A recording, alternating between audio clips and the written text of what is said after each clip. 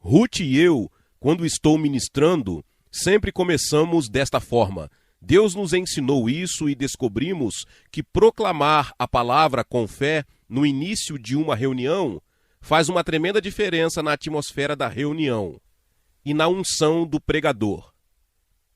Vamos proclamar Isaías 55, os versos 10 e 11, que é uma das nossas proclamações favoritas. Nós o usamos frequentemente em conexão com nosso ministério de rádio e seu alcance por todo o mundo. Então aqui está: pois assim como a chuva e a neve descem do céu, e não voltam para lá, mas regam a terra e a fazem produzir e brotar, para que dê semente ao semeador e pão ao que come, assim será a minha palavra, seja o que sai da minha boca. Não voltará para mim vazia, mas fará o que me apraz, e prosperará naquilo para que a enviei. Amém. Agora deixe-me falar um pouco sobre a palavra proclamação ou o verbo proclamar. Na verdade, vem de uma palavra latina que significa gritar. É uma palavra forte. Existem duas palavras relacionadas na linguagem do Novo Testamento: confissão ou confessar, e proclamação ou proclamar. Agora, confessar ou confissão significa dizer o mesmo que.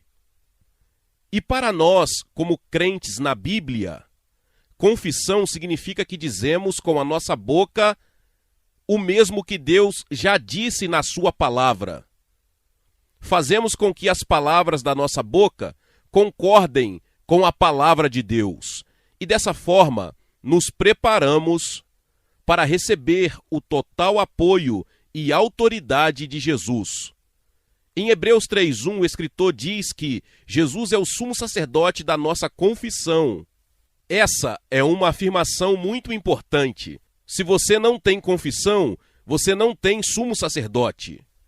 Ele é nosso sumo sacerdote em relação ao que confessamos. Em outras palavras, sempre que dizemos com a boca tudo o que a Bíblia diz sobre nós como crentes em Jesus, então temos Jesus como nosso sumo sacerdote no céu, liberando sua autoridade e sua bênção. Mas, se permanecermos em silêncio, num certo sentido, fecharemos o seu ministério como sumo sacerdote. E se fizermos a confissão errada, faremos ainda pior. Em certo sentido, convidamos forças negativas a nos cercar e a se mover sobre nós. Ora, a proclamação é, por assim dizer, uma confissão agressiva. A proclamação é, em certo sentido, uma palavra de guerra espiritual. É liberar a autoridade da palavra de Deus em uma situação, em nossas próprias vidas, na vida da igreja, em uma situação política. Seja ela qual for, existem inúmeras situações diferentes que precisam do poder de Deus liberado nelas. E não há maneira mais eficaz do que liberar o poder de Deus em uma situação, seja ela a sua própria vida, sua família, sua igreja, sua nação, seja ela qual for, do que a proclamação. Proclamar é realmente a atividade de um arauto. Um arauto é uma palavra que não usamos muito hoje. Mas um arauto era uma pessoa com a autoridade de um rei, ou duque, ou de algum nobre que foi para a área específica em questão e fez uma proclamação da vontade e da decisão de Deus, do governante daquele lugar específico. Antigamente diziam "Oiés, oiés", e depois faziam a proclamação. Quando eles disseram "Oiés, oiés", todos ficaram em posição de sentido e sabiam que esta era a voz da autoridade falando conosco. E no Novo Testamento, embora não apareça na maioria das traduções, a palavra para pregar é a palavra de um arauto. É uma palavra que significa proclamar. Uma de nossas escrituras favoritas é Mateus 24:14. Este evangelho do reino será pregado. Preferimos dizer, será proclamado em todo o mundo, em testemunho a todas as nações, e então chegará o fim. Sou professor da Bíblia há cerca de 50 anos e sempre senti que meu dever era interpretar a Bíblia, explicá-la e ajudar as pessoas a entendê-la. Mas cerca de 12 anos atrás, o Senhor começou a imprimir em mim a palavra proclamar. De alguma forma, senti que Ele estava me desafiando a ir além do ensino e proclamar. E o resultado foi meu ministério de ensino por todo o rádio, que começou em 8 estações nos Estados Unidos em 1979 e agora está em 10 idiomas e realmente cobre a maior parte do globo. E isso é realmente um ministério de proclamação. Acho que o versículo-chave que me tocou foi Mateus 24,14. Este evangelho do reino será proclamado em todo o mundo, em testemunho a todas as nações, e então chegará o fim. Percebi que a era não pode terminar até que tenhamos feito o nosso trabalho. Como Igreja de Jesus Cristo, suas testemunhas na terra, que é proclamar este evangelho em todo o mundo como um testemunho a todas as nações. E aprendi por experiência o tremendo poder da palavra de Deus simplesmente proclamada com fé. Ele simplesmente realiza as coisas mais maravilhosas. Havia uma mulher nos Estados Unidos que era tudo o que uma mulher não deveria ser pelos padrões cristãos. Ela era marxista, era lésbica, era feminista. E ela levou isso a sério, quero dizer, ela estava comprando revólveres para atirar em homens. E, de uma forma ou de outra, ela se viu em um pequeno navio no mar da China com alguns dos seus companheiros nefastos. E eles estavam indo para algum lugar para fazer algo ruim. E parecia que estava chegando uma tempestade, e então as outras pessoas disseram: desça no porão, ligue o rádio e veja o que consegue descobrir sobre o tempo. Ela ligou o rádio e por acaso recebeu meu ensino bíblico em meu programa de proclamação em Manila, nas Filipinas. Ela foi salva no porão do navio. Não demorou mais de 15 minutos porque o programa é apenas esse tempo. Ela agora é tão totalmente diferente e radical no sentido inverso quando era no sentido ruim. Então isso é apenas um exemplo, isso não era ensinar. Não expliquei muito. A palavra proclamada fez o seu trabalho. Quero dar agora um exemplo de Moisés, quando Deus o chamou para voltar e ser o libertador de Israel do Egito. Você se lembra que Deus apareceu para ele na sarça ardente? Então Deus lhe disse em Êxodo 4, agora estou enviando você de volta para libertar Israel. E Moisés havia perdido toda a autoconfiança que tinha aos 40 anos. Aos 80 anos ele não tinha confiança em si mesmo. E ele disse: por que eu, Senhor, não consigo, não tenho nada, como é que eu poderia fazer isso? E o Senhor lhe disse: o que você tem na mão? Moisés olhou para baixo e disse: é uma vara, igual a que todo pastor do Oriente Médio carrega. Ele não achava que houvesse algo particularmente importante em sua vara. Mas o Senhor disse: jogue-a no chão, e quando ele fez isso, tornou-se uma cobra. E Moisés fugiu da sua própria vara. Em outras palavras, havia um potencial naquela vara que ele tinha em mãos que ele nunca havia previsto ou imaginado. Então o Senhor disse: pegue-a pelo rabo, e todos os que lidam com cobra saberão que você nunca pega uma cobra pelo rabo. Mas Moisés o fez. Acho que ele estava tremendo enquanto fazia isso. E isso se tornou uma vara em sua mão. E Deus disse-lhe com efeito: agora vá com a sua vara, e isso é tudo que você precisa. Você pode fazer todo o trabalho com aquela vara. E se você analisar o restante dessa parte do livro do Êxodo, toda a libertação de Israel do Egito foi alcançada por aquela vara. Cada vez que Moisés queria que Deus interviesse, ele estendia sua vara e Deus intervinha. E o resultado foi, em certo sentido, que Moisés arrancou o governo do Egito de Faraó e o teve em sua mão, em sua vara. E a última cena foi a passagem pelas águas do Mar Vermelho. Quando as águas precisaram ser divididas, Moisés estendeu sua vara e as águas foram divididas. Quando os egípcios estavam na água perseguindo-os, Moisés estendeu a sua vara. As águas voltaram e destruíram os egípcios. Portanto, o único instrumento de que ele precisava para toda a tarefa para a qual Deus o havia chamado era aquela vara de pastor que ele achava que não tinha qualquer significado quando a segurou pela primeira vez em suas mãos. Agora, o que eu quero sugerir a você, se você é um cristão comprometido e crente na Bíblia, você tem uma vara. Você sabe o que é isso? É a sua Bíblia. Se você tem uma Bíblia aqui, eu gostaria que você a segurasse. E eu gostaria que você dissesse: esta é a minha vara. Você vai dizer isso? Minha Bíblia é minha vara. Com ela posso fazer tudo o que Deus me manda fazer. Tudo bem, agora você pode abaixar sua Bíblia. Agora, a primeira coisa que precisamos compreender nas Escrituras é o poder da palavra de Deus. Precisamos perceber que este é um livro sobrenatural. Assim como a vara de Moisés, ela contém um poder que não é óbvio quando você olha para ela pela primeira vez. Mas quando você começa a entendê-la, seu poder é realmente ilimitado. Vou apenas dar-lhe alguns trechos das Escrituras que revelam o poder da palavra de Deus. Salmo 33, versículo 6, pela palavra do Senhor foram feitos os céus e todos os seus exércitos pelo sopro da sua boca. Mas a palavra hebraica traduzida como respiração é a palavra normal para espírito, ruach. Assim toda a criação ocorreu através de dois agentes, a palavra de Deus e o Espírito de Deus. Tudo o que existe já existiu ou existirá. Teve sua origem a apenas duas forças: a palavra e o Espírito de Deus trabalhando juntos.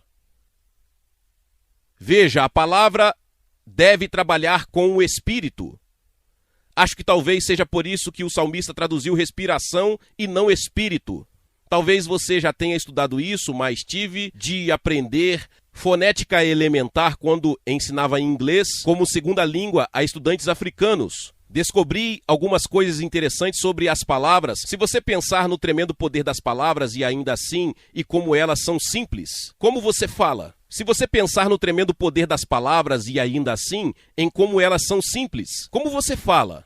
Você libera o ar dos pulmões, ele passa pela boca e pelo nariz. E as várias coisas a que ele é submetido na boca e no nariz determinam a palavra que sai. Mas a verdade básica é que você não pode falar sem respirar. Você tem que respirar para falar. E esta é uma imagem de Deus. Cada vez que Deus fala, seu fôlego acompanha sua palavra. Sua respiração é seu espírito. Então a palavra e o Espírito de Deus sempre andam juntos. A palavra e o Espírito de Deus trouxeram o universo à existência. E eles sustentam o universo em existência. Há uma escritura muito poderosa em 2 Pedro, capítulo 3, que nos diz três coisas que a palavra cria, a palavra mantém e a palavra abole. 2 Pedro, capítulo 3, começando no versículo 5.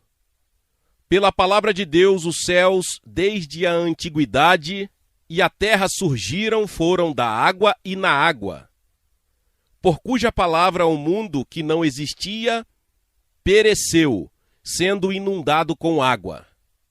Mas os céus e a terra que agora existem são guardados pela mesma palavra, reservada ao fogo até o dia do julgamento e a perdição dos homens ímpios. Assim, pela palavra de Deus, os céus e a terra foram criados. Pela palavra de Deus, eles são mantidos em existência. E pela palavra de Deus, quando chegar o tempo de Deus, eles passarão. Então, a palavra de Deus cria, mantém e abole. Acho que às vezes, quando olho para a bagunça que o homem está fazendo neste planeta, Fico feliz que a palavra de Deus possa um dia abolir essa bagunça. A palavra de Deus o trouxe à existência, a palavra de Deus o mantém existindo e a palavra de Deus fará com que ele deixe de existir. Tudo o que Deus faz pela sua palavra. Agora, uma escritura que Ruth e eu citamos, poderíamos muito bem citá-la novamente. Isaías 55, os versos 10 e 11, aponta o que acabei de explicar, que a palavra de Deus deve sair da boca de Deus. Caso contrário, não é eficaz. Então aí estamos, como começamos? Pois como a chuva, isso mesmo, obrigado. Se estou pregando, sempre acho difícil lembrar. Pois assim como a chuva e a neve descem do céu, e para lá não voltam, mas regam a terra e a fazem produzir e brotar, para que dê semente ao semeador e pão ao que come. Assim será a minha palavra que sair da minha boca. Ela não voltará para mim vazia, mas fará o que me apraz, e prosperará naquilo para que a enviei. Amém. Agora observe que Deus diz a minha palavra da minha boca. Em outras palavras, minha palavra quando é impulsionada pela minha respiração. Agora em 2 Coríntios 3,6, Paulo diz, a letra mata. Em outras palavras, as simples palavras sem respiração não traz vida. Tem que ser a palavra e o Espírito juntos. Então, você pode obter um sermão seco, que é todo bíblico, mas não tem fôlego. E não dá vida, dá morte. Entendem? Os dois devem operar juntos, a palavra e o Espírito. Agora quero traçar um paralelo com a experiência de Moisés sobre a forma como podemos tornar a palavra de Deus eficaz proclamando-a. Proclamar isso é liberá-lo para uma situação. É preciso confiança. É preciso ousadia, não é para os tímidos. Você tem que se decidir. Eu acredito nisso. É a palavra de Deus. E quando eu digo isso, se eu digo isso com o coração crente e através de lábios crentes, é tão eficaz como se o próprio Deus dissesse isso. Quando o seu Espírito dissesse através de mim. Você pode acreditar nisso? Você pode acreditar nisso? Não precisa ser Deus falando. Se o Espírito de Deus impulsiona a palavra de Deus através da sua boca, ela será tão eficaz quando foi quando Deus criou o universo. Agora, a primeira coisa que aconteceu com Moisés foi que ele ficou assustado. Ele jogou sua vara no chão, tornou-se uma cobra e ele fugiu dela. E quero dizer-lhe que antes de podermos ser eficazes na proclamação, temos de aprender a ter medo da palavra de Deus. Temos que aprender a tremer diante da palavra de Deus. Isaías diz isso, ou Deus diz isso através de Isaías. Em Isaías capítulo 66, o último capítulo de Isaías.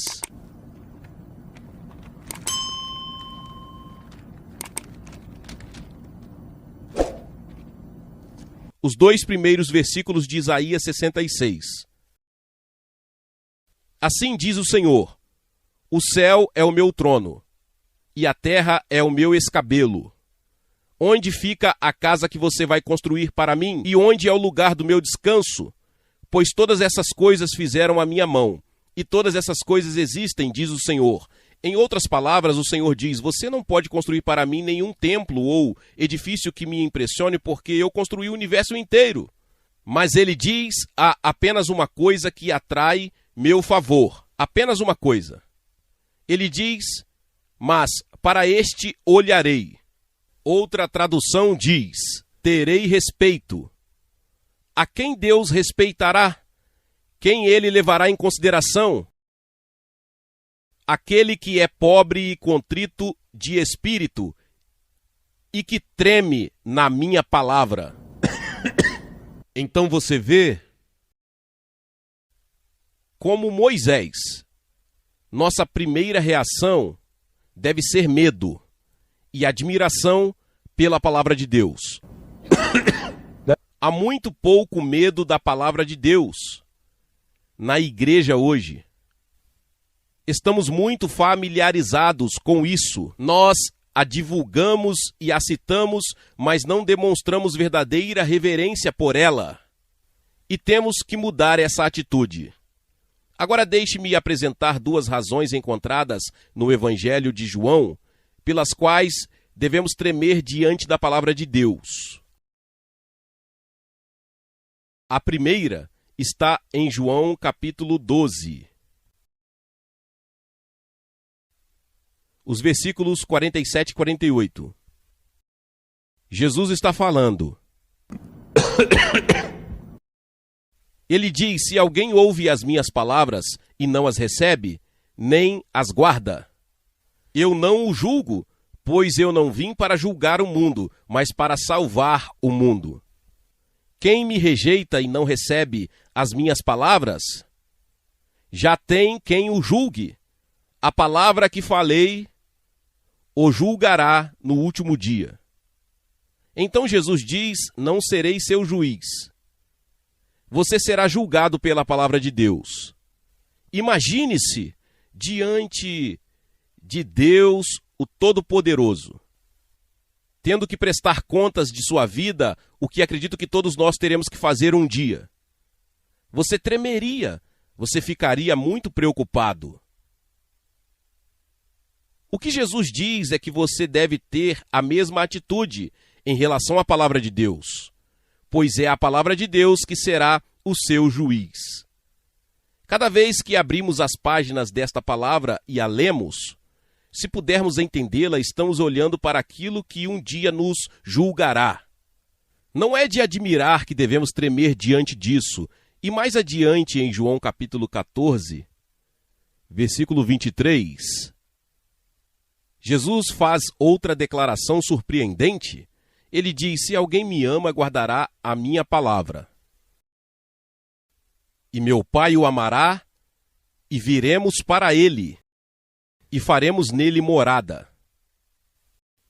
É um dos poucos lugares na Bíblia onde o substantivo plural é usado para se referir a Deus. Nós, Pai e Filho, iremos até ele.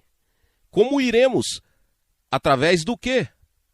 Através da sua palavra.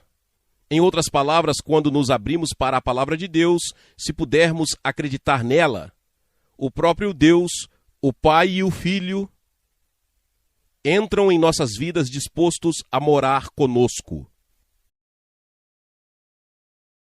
Se um dia acontecesse que, de alguma forma, mesmo em uma visão, você visse o Senhor Jesus, talvez entrando em sua casa, você ficaria impressionado. Você teria uma sensação de admiração, você gostaria de cair aos seus pés.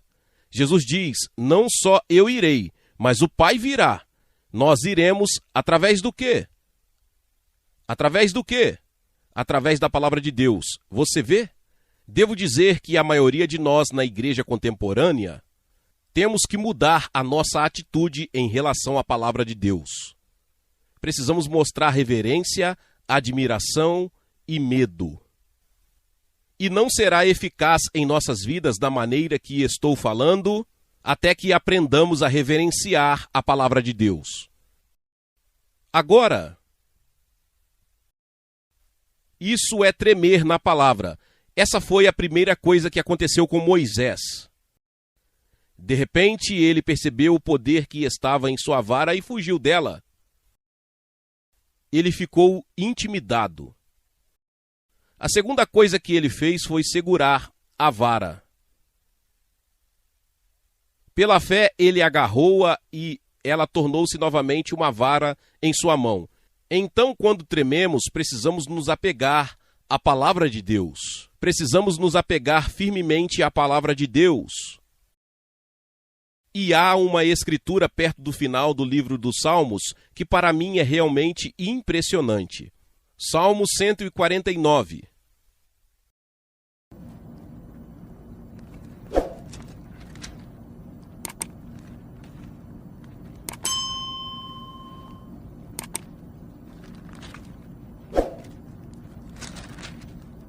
Salmo 149. começando no versículo 5. Exultem os santos na glória. Deixe-os cantar em voz alta em suas camas. Os santos, creio eu, são todos verdadeiros crentes dedicados. A palavra santo, palavra hebraica Hassid. Quantos de vocês já ouviram falar do judaísmo racídico, muito ultra-ortodoxo? Significa alguém que treme diante da palavra de Deus e que está totalmente comprometido com ela. Deixe os santos se alegrarem na glória, deixe-os cantar em voz alta nas suas camas, que os altos louvores de Deus estejam na sua boca e uma espada de 2 gumes nas suas mãos para executar vingança sobre as nações e punir os povos para prenderem seus reis com cadeias e seus nobres com grilhões de ferro, para executarem neles o julgamento escrito. Esta honra tem todos os seus santos. É uma série incrível de declarações. Se você puder se identificar como pertencente aos santos, diz que temos que ter a espada de 2 gumes, que é a palavra de Deus, em nossas mãos, os altos louvores de Deus em nossa boca, e com ela podemos executar vingança nas nações. Punir os povos. Você está vendo você mesmo neste cenário? Você percebe que isso é algo que Deus tem para você? Para prenderem os seus reis com cadeias e os seus nobres com grilhões de ferro? Acredito que isso significa, em parte, os principados satânicos que governam as nações, mas não exclusivamente. E então diz no versículo final, para executar nas nações o julgamento escrito. E diz que esta honra ou este privilégio tem todos os seus santos. Você já refletiu sobre isso? Deus nos deu o privilégio de executar julgamento nas nações. A vida de oração de muitos seria diferente se começássemos a nos ver sob essa luz. Agora diz para executar o julgamento escrito ou julgamento escrito. Onde está escrito o julgamento? Onde encontramos o julgamento escrito? Isso mesmo, espere, isso mesmo, está aqui. Não somos nós que fazemos os julgamentos.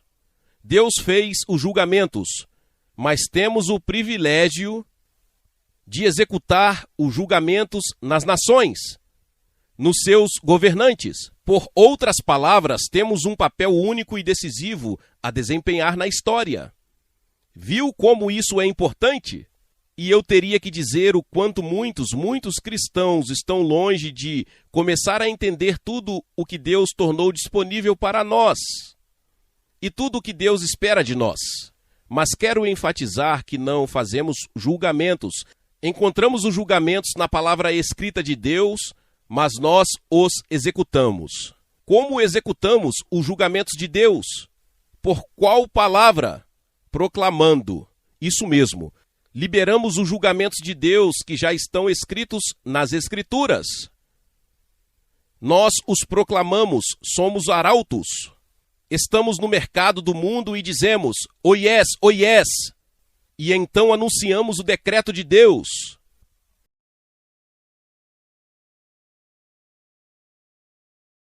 Agora acho que vou tentar ser muito prático e pé no chão.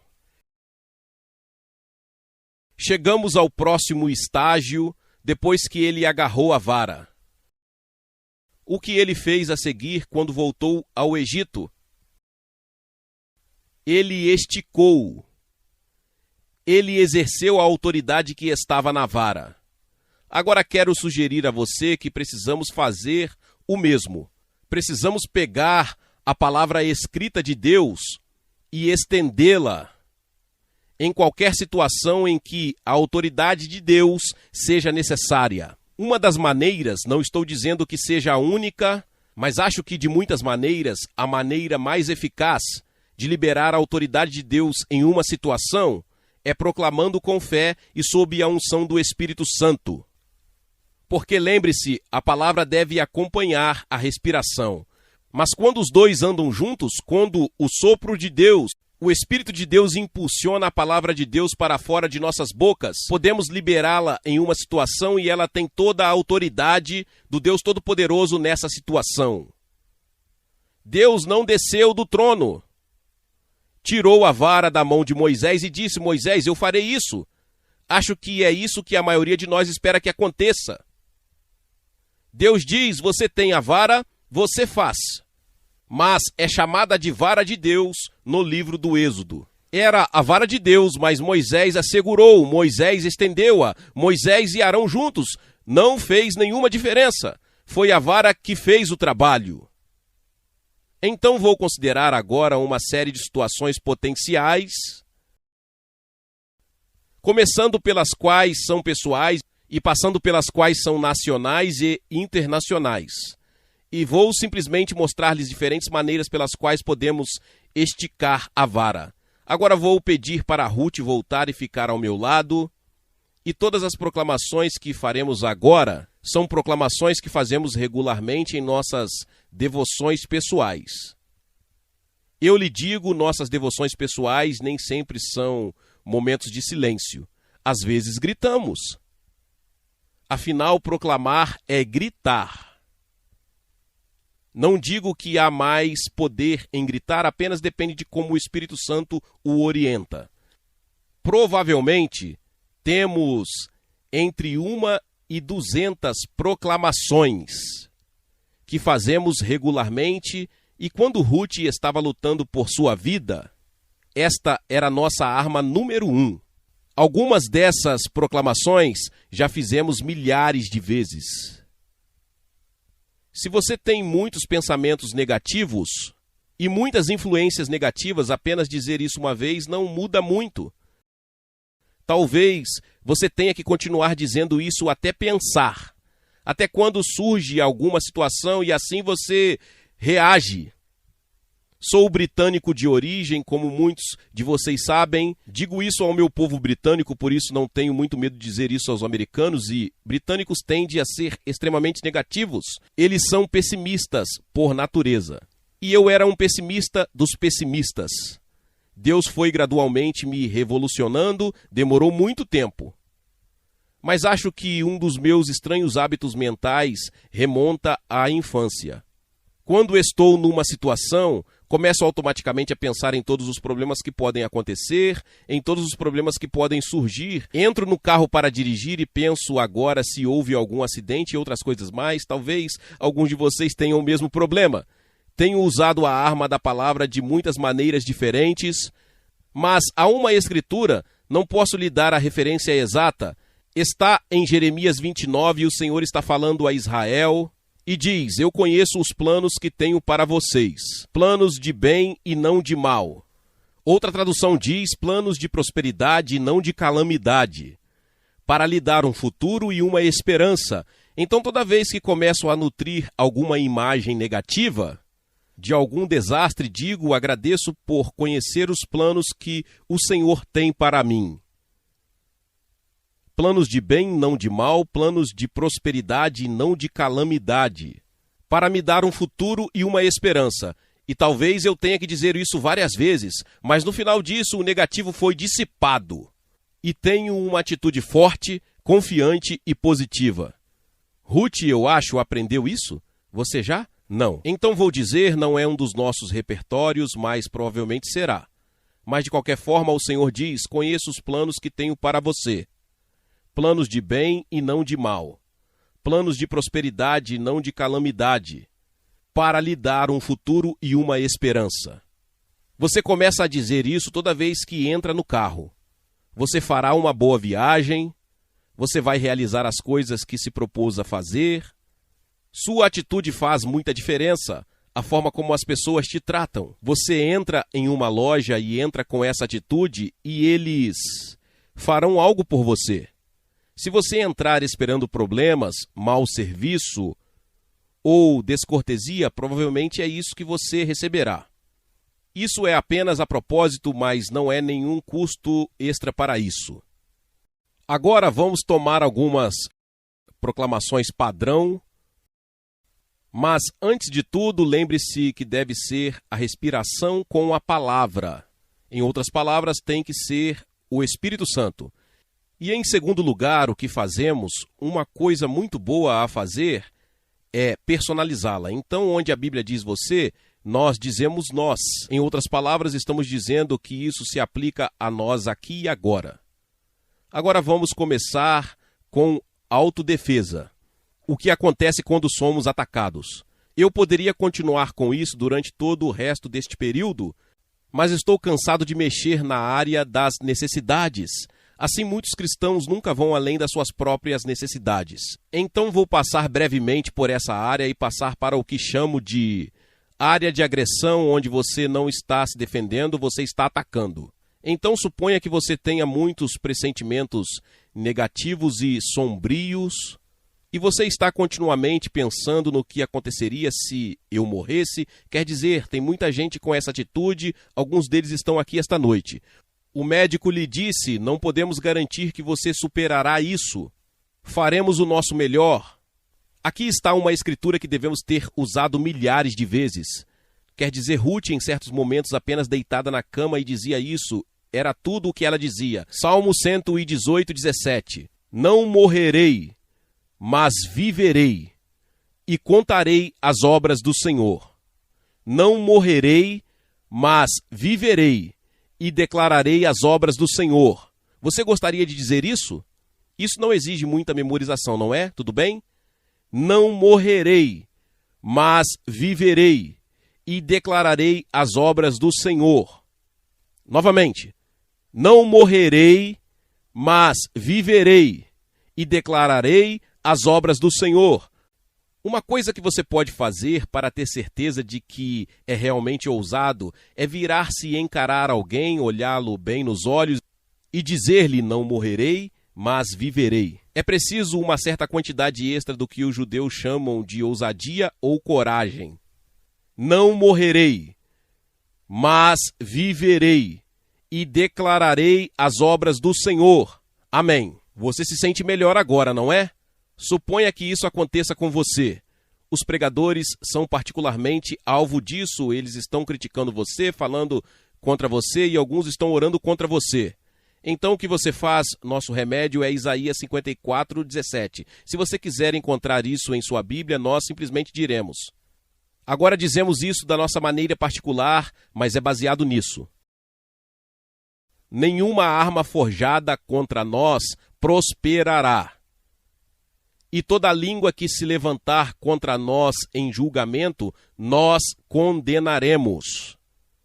Esta é a nossa herança como servos do Senhor, e a nossa justiça vem de ti, ó Senhor dos exércitos. Você achou? Você vê como nós personalizamos isso? Quer dizer, na verdade, vou lhe contar um segredo que não é mais segredo. Todo mundo vai saber disso, no mundo todo, mais cedo ou mais tarde. Dizemos isso todas as noites antes de dormir. Muito bem. Nenhuma arma forjada contra nós prosperará. E toda língua que se levantar contra nós em julgamento, nós condenaremos. Esta é a nossa herança, como servos do Senhor, e a nossa justiça vem de ti, ó Senhor dos exércitos. É por isso que podemos condenar as línguas que nos acusam, porque elas estão acusando a justiça de Deus, e isso é sempre perder. Eu gostaria de dizer apenas para esclarecer, depois disso dizemos, se há aqueles que têm falado ou orado contra nós, ou buscando dano ou mal para nós, nós os perdoamos, e tendo-os perdoados, nós os abençoamos no nome do Senhor. Substituímos o negativo pelo positivo, porque a Bíblia diz, se as pessoas amaldiçoarem, você as abençoa de volta, abençoe-os. Paulo diz, não se deixe vencer pelo mal, mas vença o mal com o bem. O único poder forte o suficiente para vencer o mal é o bem. Então você tem que aprender a enfrentar o negativo e superá-lo com o positivo, mas tem que ser baseado nesta palavra. Agora digamos que nosso ministério seja atacado, ou possa ser a nossa casa ou a nossa família. Temos um pelo qual somos bastante famosos em Deuteronômio 33, os versos 25 ao 27. Fazemos isso na NVI, o que a torna muito poderosa. Deuteronômio 33, os versículos 25 ao 27. Os ferrolhos dos nossos portões serão de ferro e bronze, e nossa força será igual aos nossos dias.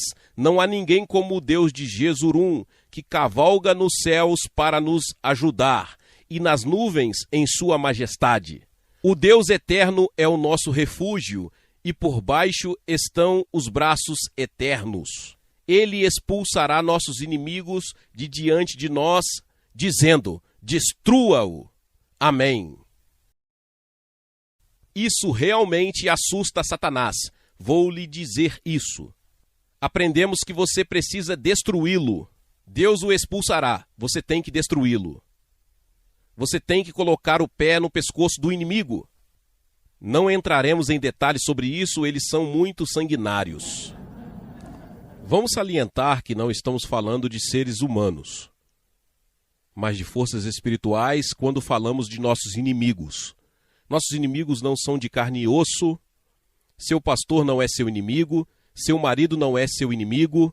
Você pode pensar assim às vezes, mas não é assim. Você tem que aprender que não estamos lutando contra seres humanos.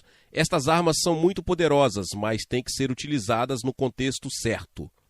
Agora suponha que você tenha algum tipo de necessidade, nenhum de vocês sabe, tenho certeza, mas suponha que isso deveria acontecer, financeiro, físico ou de cura. Tenho uma proclamação para cada um. Em primeiro lugar, financeiro. 2 Coríntios 9, 8, e nós apenas mudamos um pouco as palavras, mas basicamente elas são King James. Deus é poderoso para fazer abundar em nós toda a graça, para que sempre, tendo toda a suficiência em todas as coisas, possamos abundar em toda boa obra. Veja, começa com 3 palavras simples. Deus é capaz. Você acredita que Ele é capaz? É importante, então diz o que Ele é capaz de fazer. E esse é um versículo tremendo. A palavra todos ocorre 5 vezes. E a palavra abundar ou abundância ocorre 2 vezes. Não seria possível colocar mais abundância em um versículo do que Paulo conseguiu naquele. Isso é graça. Observe que, como a graça é recebida? Pela fé. Pela graça você é salvo por meio da fé, isso mesmo. Não é algo que ganhamos, não depende do nosso salário. Embora isso possa estar relacionado, mas nós a recebemos pela fé, na graça de Deus. Faremos isso mais uma vez, esta é a base financeira do nosso ministério. Sempre que oramos por finanças, começamos nesta base. Veja, então temos uma atitude positiva, então faremos isso de novo. Deus é poderoso para fazer abundar em nós toda a graça, para que sempre, tendo toda a suficiência em todas as coisas, possamos abundar em toda boa obra. E então suponha que você seja desafiado por algo que não consegue fazer, é demais, você não é capaz, você não tem educação, não tem força, depende do que é. E ainda assim Deus desafiou você com isso. Bem, recorremos a Filipenses 4,13. Mas esta é a versão Prince. Acontece que sei grego e acho que o Senhor me deu uma tradução muito boa do grego, que revela o significado melhor do que qualquer outra versão que já vi. Mas deixe-me dizer que não está impresso, tenho pessoas vindo até mim dizendo: onde podemos comprá-lo? Você não pode.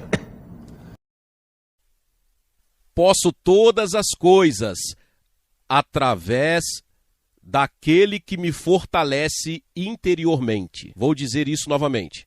Posso todas as coisas através daquele que me fortalece interiormente. Eu uso a palavra capacitar porque a palavra grega vem de dunamis, que normalmente é traduzida como poder. Então, há uma fonte de poder dentro de você que é liberada pela sua proclamação. Posso fazer todas as coisas através daquele que me fortalece interiormente. Não tenho educação, não tenho força, mas quando é a vontade de Deus, quando é uma tarefa designada por Deus, há alguém em mim que me capacita por dentro. E então suponha que o problema seja doença. Um dos nossos favoritos é 1 Pedro 2,24. O próprio Jesus levou os nossos pecados em seu próprio corpo sobre o madeiro, para que nós, tendo morrido para os pecados, pudéssemos viver para a justiça, por cujas feridas fomos curados. Veja isso, coloque no pretérito. Se você notar quando fala sobre cura na expiação, nunca usa o futuro. 700 anos antes da vinda de Jesus, Isaías diz que através de suas pisaduras fomos curados. Após a expiação, olhando para trás, Pedro disse: por cujas feridas você foi curado. Isso lhe dá uma perspectiva totalmente nova. Isso não significa que você deixe automaticamente de estar doente, mas lhe dá uma base diferente para enfrentar e desafiar a doença. Às vezes você tem que continuar dizendo isso por muito tempo, você só precisa decidir o que é mais confiável, a palavra de Deus ou os seus sintomas. Agora estamos entrando em uma área mais agressiva. Vamos falar sobre intervenção nos assuntos nacionais e internacionais. Ruth e eu passamos muito tempo orando fora de nossas próprias necessidades, orando por diversas situações, pelo destino das nações.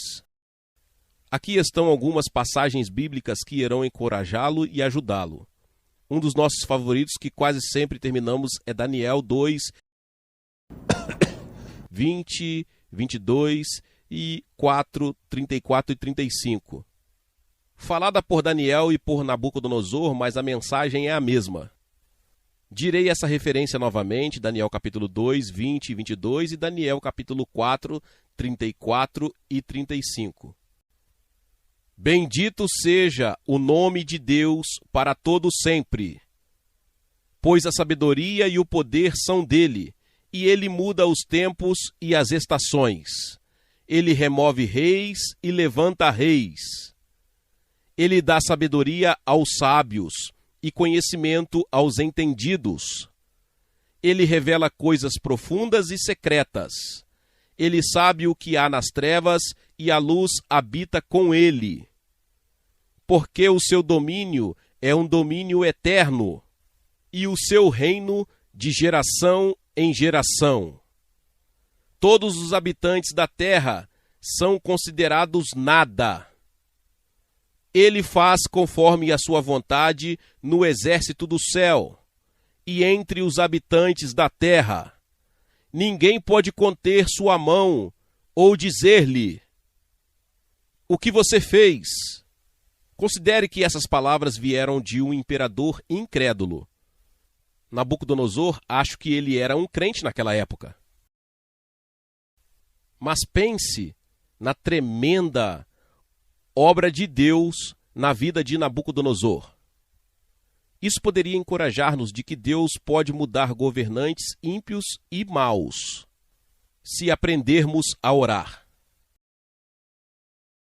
E então temos duas passagens de 2 Crônicas, cada uma delas com apenas um versículo, nós os tiramos da NVI. E ambos são orações. Então, se vamos orar pela situação no Oriente Médio, ou seja lá o que for, antes de fazermos a oração específica, tendemos a fazer essas orações porque elas nos impulsionam. Tudo bem, onde estamos? 2 Crônicas 14, verso 11. Senhor, não há ninguém como tu para ajudar os impotentes contra os poderosos. Ajuda-nos, ó Senhor nosso Deus, pois confiamos em ti e em seu nome viemos contra este vasto exército. Ó Senhor, o Senhor é nosso Deus. Isso mesmo, tudo bem. Agora, fizemos isso, não deixe o homem prevalecer contra você. Eu não fiz isso, desculpe, perdi a última parte e esse foi o meu amor. Senhor, não há ninguém como o Senhor, para ajudar os impotentes contra os poderosos. Ajuda-nos, ó Senhor nosso Deus, pois confiamos em Ti, e em Seu nome viemos contra este vasto exército. Ó Senhor, o Senhor é o nosso Deus, não deixe o homem prevalecer contra Ti. Em 2 Crônicas 20, 6:20, versículo 6. Ó Senhor, Deus de nossos pais, mas és Tu o Deus que está nos céus? Você governa todos os reinos da terra. O poder e a força estão em suas mãos, e ninguém pode resistir a Ti. Amém. Ruth está certa e eu estou errado, mas de qualquer forma, estou apenas fazendo a versão Prince. Você entendeu a mensagem. Agora faremos o Salmo 33, versículos 8 ao 12. Temos que ir rápido agora. Esta é uma afirmação tremendamente poderosa quando se trata da situação mundial.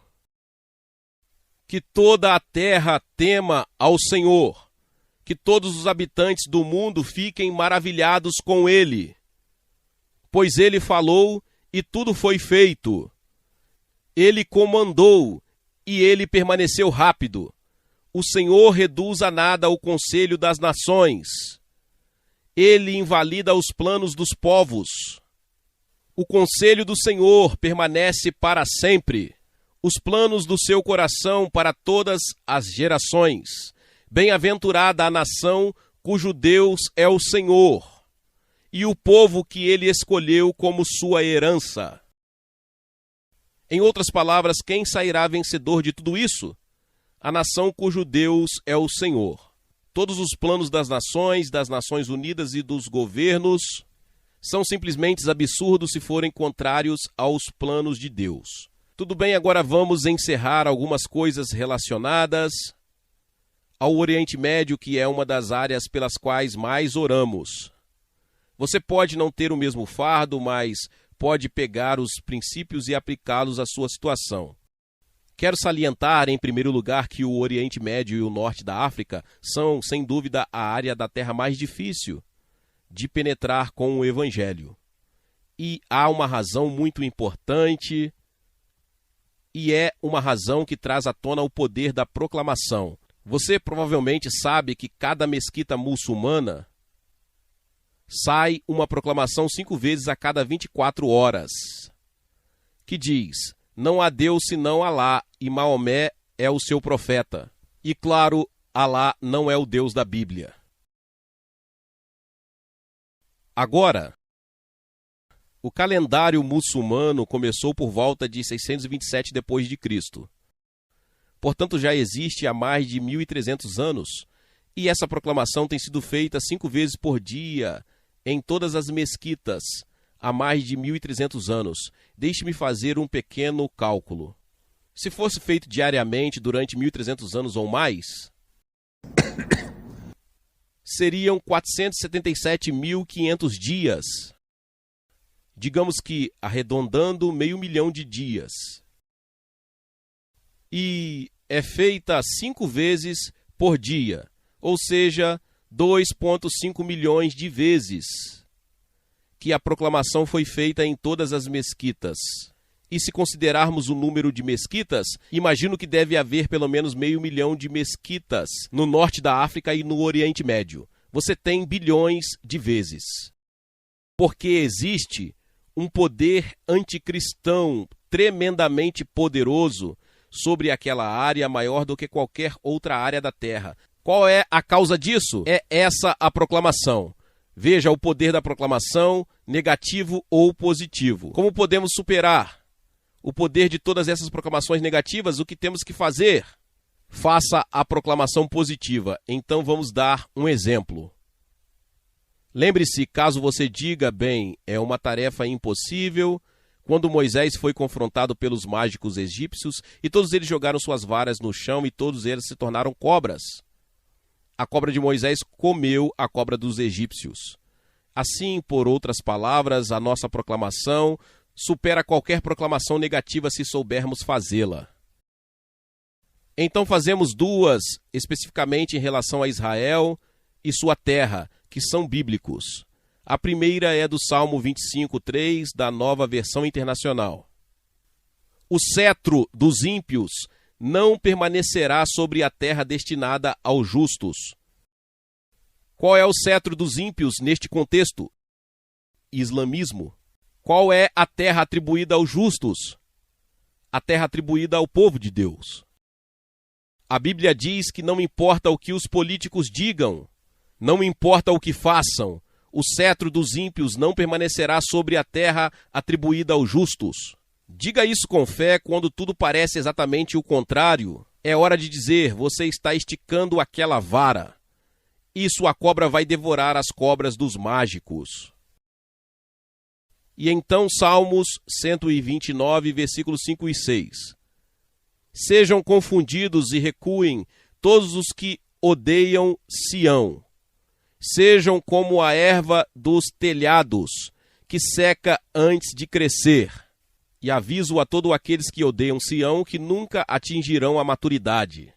Eles nunca atingirão a estatura completa, eles murcharão antes de crescerem completamente. Essa é a palavra de Deus e vai acontecer.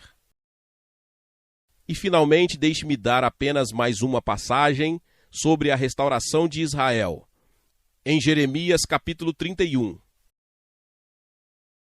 E vamos agir de acordo com isso. Se tivermos tempo, vamos em frente, pelo menos faremos o nosso melhor. Jeremias 31. Diz no versículo 7, cantai com alegria, porque Jacó exalta entre as principais das nações, proclame, louve e diga. Ó Senhor, salva o teu povo, o remanescente de Israel. Se você pegar essas palavras, diz cante, grite, proclame, louve e ore. Existem 5 coisas, cante, grite, louve, proclame e ore. Proclamar é um deles. E então diz no versículo 10, ouvi a palavra do Senhor, ó nações, e declará-lo nas ilhas distantes, e isso é a Flórida. Aquele que dispersou Israel o reunirá e o guardará como um pastor faz com o seu rebanho. É o que dizemos ao Oriente Médio nessa situação atual. O mesmo Deus que dispersou Israel o está reunindo e o guardará como um pastor guarda o seu rebanho. Digamos isto, certo? Aquele que dispersou Israel o está reunindo e o guardará como um pastor guarda o seu rebanho.